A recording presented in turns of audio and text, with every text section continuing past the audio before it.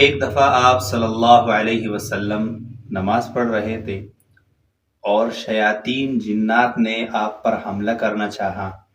ایک شیطان ایسا تھا کہ اس کے ہاتھ میں آگ کا شعلہ تھا اور وہ آپ صلی اللہ علیہ وسلم کے چہرہ مبارک کو جلانا چاہتا تھا۔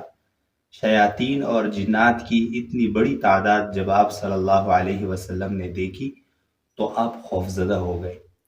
جبریل علیہ السلام آئے اور آپ کو کہا کہ میں جو کلمات پڑھ رہا ہوں میرے ساتھ آپ بھی یہ کلمات پڑھ لیں، اور پھر جبریل علیہ السلام نے آپ صلی اللہ علیہ وسلم کو یہ کلمات سکھائے۔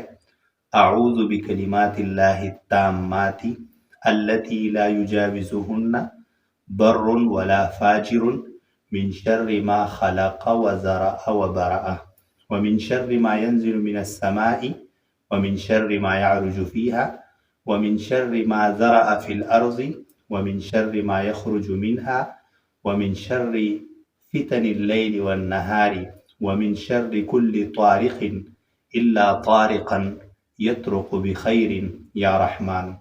جب آپ نے یہ دعا پڑھی تو شیاطین کے پاس جو آگ تھا وہ بجھ گیا اور وہ آپ صلی اللہ علیہ وسلم کو نقصان نہ پہنچا سکے۔ تو یہ ایک بہترین دعا ہے جنات اور شیاطین سے حفاظت کے لیے۔ اس دعا کو آپ یاد کریں۔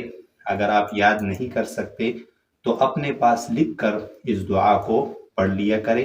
انشاءاللہ میں کوشش کروں گا کہ کمنٹ میں یہ دعا آپ کے لیے لکھ دوں تاکہ آپ وہاں سے کاپی کر کے اپنے پاس محفوظ کر لیں اور اس دعا کو یاد کریں۔